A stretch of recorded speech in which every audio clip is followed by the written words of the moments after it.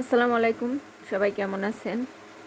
আজকে দেশটার দিকে তাকালে গর্বে বুকটা ভেসে যায়। কারণ আগে আমাদের দেশটা নিয়ে দেশটাকে শুধু ভালোবাসি এইটুকু বলতে পারতাম, কিন্তু দেশ নিয়ে কখনো গর্ব করতে পারতাম না।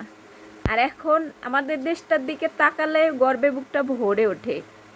কারণ এই বন্যার্তদের দেখলে আমাদের যেমন দু চোখের পানি চলে আসে এই দুর্দশা দেখে, ঠিক তেমনি পাশাপাশি এই যে বন্যা দুর্গতদের পাশে আমাদের সাধারণ মানুষ আমরা যেভাবে পাশে দাঁড়াইতেছি, এইটা দেখে আসলে কল্পনাও করা যায় না যে এটা আমাদের বাংলাদেশে মানে এরকমটাও হতে পারে।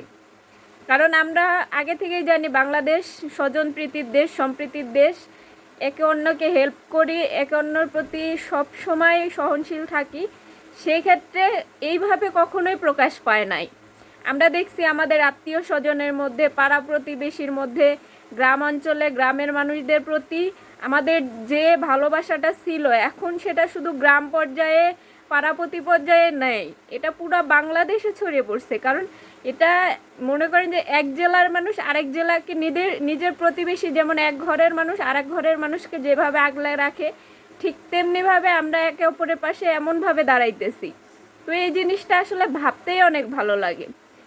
আমাদের মধ্যে এই জিনিসটা আগে থেকেই ছিল, কিন্তু আমরা ওইভাবে প্রকাশ করতে পারি নাই। এরও কারণ ছিল এই ফ্যাসিস্ট সরকার, যার কারণে কেউ ওইভাবে এগোতেও মন মানসিকতা পেত না।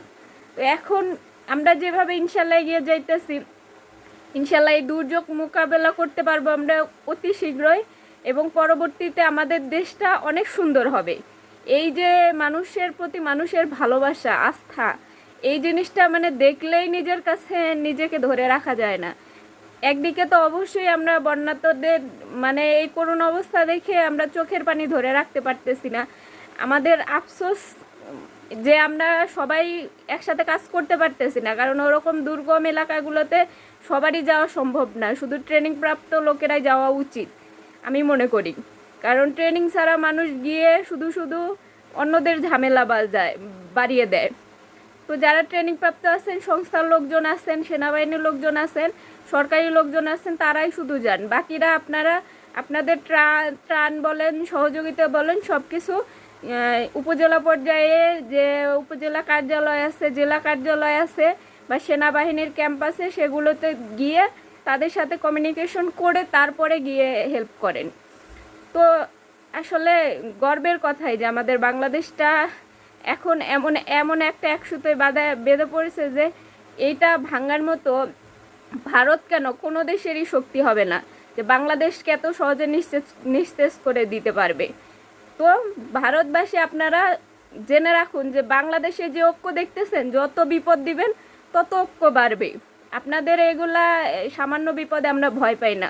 আমাদের ক্ষতি নিশ্চয় হইতেছে, কিন্তু তারপরে আমরা ঐক্যবদ্ধ হইতে পারতেছি। এর দ্বারা আমরা আরও প্রমাণ করতে পারতেছি যে বাঙালি জাতি শুধু রক্তই দিতে জানে না, রক্তের সাথে ঐক্যবদ্ধভাবে কিভাবে কাজ করতে হয় সেটাও জানে, যেটা অন্যান্য কোনো দেশে এরকম নজির নাই। তো সবাই ভালো থাকেন, সুস্থ থাকেন, সবার জন্য শুভকামনা রইল। আর বানবাসীদের জন্য অবশ্যই দোয়া করি। তো সবাই ভালো থাকেন, আল্লাহ হাফিজ।